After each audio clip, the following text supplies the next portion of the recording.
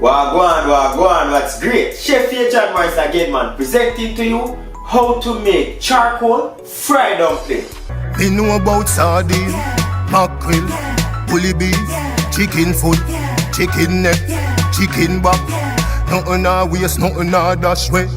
First of all, I'm going to be using here today some activated charcoal. So activated charcoal, first and foremost, comes from wood, and you also can get it from like the husk of your coconut or even bamboo. And this is very popular in Asian cuisine. They like to use charcoal. It has so many different health benefits. One, you can use it to brush your teeth. You know what I say? Get the teeth nice and white. And it also flushes your system of any toxins that may be there. You feel what I say? And I need to stop you right here before you go any further into this video. That one, this video is going to be compact with detailed step-by-step methods how I achieve this fried dumpling. So I choose to use charcoal to make this fried dumpling because one, I already have a video out on how I prepare the best Jamaican fried dumpling. That video has garnered over 90,000 and counting views. And most of the comments that I've had and DMs on Instagram, so a lot of persons didn't understand what I was saying exactly in that video because of the strong Jamaican Creole.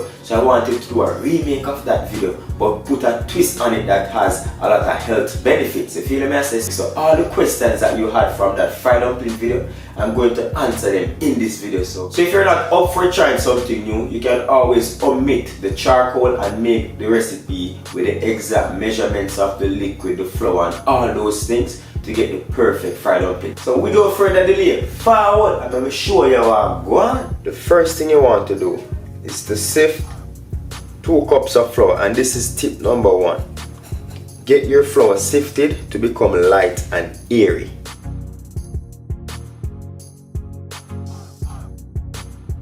Going to also sift 1.5 tablespoons of baking powder. Then we're going to add to that 1 teaspoon of salt, 2 tablespoons of granulated sugar. And then we're going to mix all of this together. To incorporate everything, 2 tablespoons of margarine or butter, and this should be very cold and firm, right?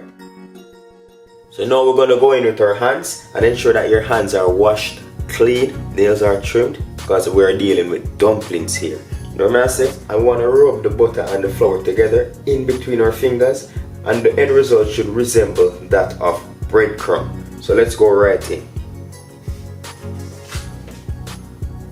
And what this butter does is to help the dumpling to be nice and fluffy. And the butter is also a contributor of flavor as well.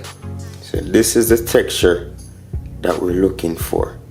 Resembles slight breadcrumb. All that butter is now incorporated, and we're going to move on now to the third step.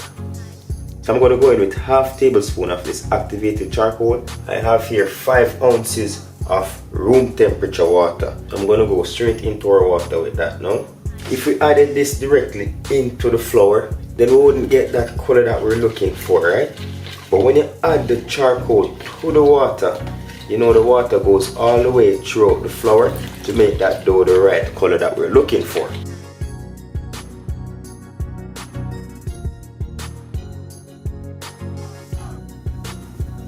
So now that we got the majority of that mixed out, we're going to go in now with our hands. You just lift and press to get that excess flour from the bowl.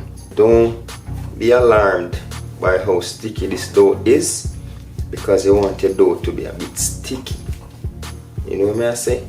It's easier to work with, and it makes your dumplings way fluffier. As soon as this looks smooth, that's when you stop kneading your dough. And this is what you want. You want a nice looking dough like that. I'm gonna add some dry flour to our bowl. So we're going to cover this up with some plastic wrap and allow this to proof for 2 hours at minimum, or overnight for best results. Do not rush the process if you want the perfect fried dumpling. Leave these to rest for 2 hours at minimum. Overnight give you the best results. So So leave it on your counter, don't put it in the fridge. Because if you leave this in the fridge, whenever time you pull that out in the morning or 2 hours later and ready to fry, the dough is going to become cold. And when the dough is cold, it burns easily on the outside. So you don't get that nice fluffy dough. It's just hard and inside is not even cooked. That's when the dough is cold. So you want a room temperature dough that will absorb the oil, cook the inside, and give you the perfect fried dumplings.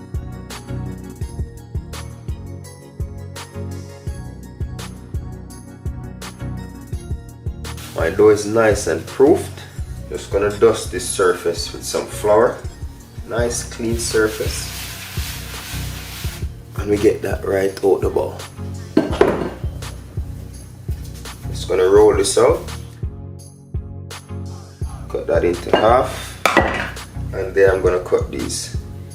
So I need my dumplings not too big. So I'm gonna go in about 1.5 ounces because these are gonna increase in sizes, right?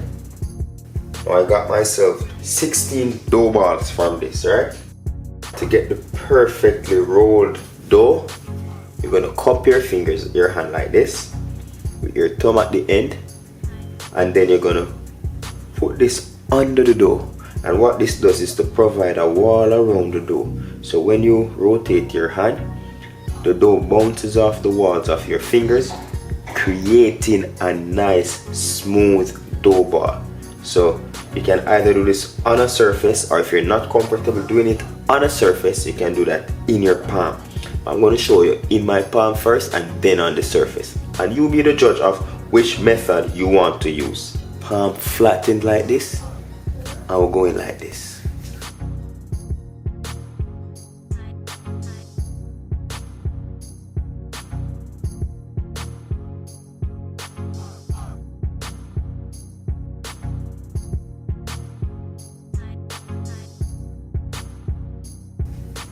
Look at that. It's nice, smooth, and perfectly round. Now with the surface, you don't want it to be filled with too much flour because the dough ball is going to slide all over the place. Push down the dough on the surface while you're rolling. So with force and motion, give you the perfect dough ball. So you're pushing it down on the surface while rolling that in between your fingers and your palm. Are you ready for this? And there you have 2 lovely dough balls, right? I will just dust these to prevent them from becoming sticky. So we add flour onto our plate so that the dough doesn't stick to it when you're ready to fry.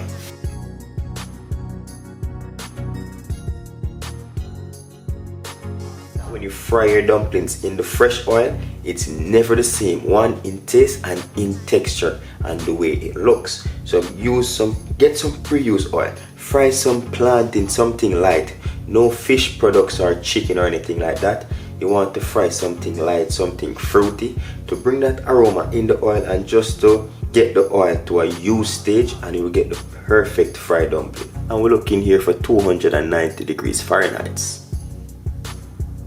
And the reason for us to have this at 290 degrees Fahrenheit, the oil is not too hot and it's not too cold. It's right in the center of the temperature that we want. If you put it in a very hot oil of 330 to 50 degrees, the outside of your dumpling is going to get hard real quick. And imagine something hard, it won't allow any oil to get in. Hence, you get a very dense exterior and a doughy interior, and that's never good. So you have a piece of dough if you don't own a thermometer, and you drop that in. If it floats too fast, then your oil is too hot.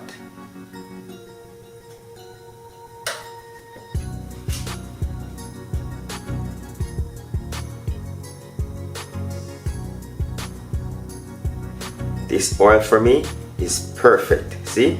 It never came up too fast. That's what you want. If you dropped it in there and it came up instantly, that's never good. Do not fry your dumpling in a big pan.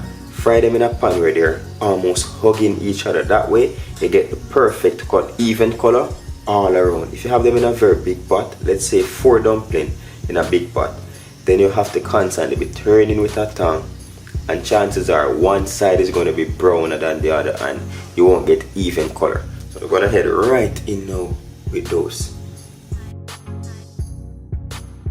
Squeeze it slightly we're gonna add that in, and we're gonna put about, let's say, 8.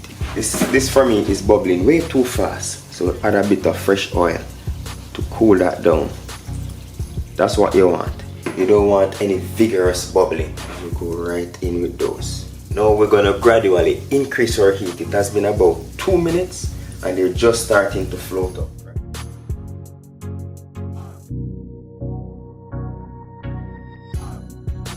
Rotate these a bit. Bring up the ones at the bottom to the top and allow the ones at the top to go at the bottom and get some color. And you realize they're hugging, so they're not moving around, and that will give you perfect enough time to brown them all around.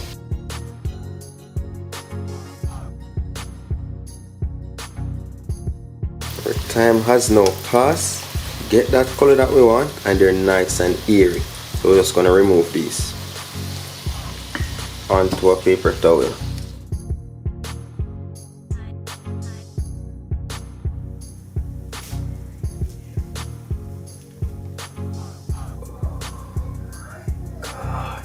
Look at that, crispy, crunchy, and they're not oily on the inside as promised. Perfect. I'm gonna serve this up with, of course, some ackee and saltfish, man. You know the thing go. There you have it, how to prepare charcoal fried dumpling here on Morris Time Cooking It. Once again, thank you very much for watching, and do remember to hit that subscribe button for more amazing videos like these. Until next time, safe chop up on the gravel and go and pick up on yourself. See another dinner for later. But know you fast girl, you never tell me. Cause any man can feed you, so that's why you always take me to the kitchen. Yeah, yeah, yeah.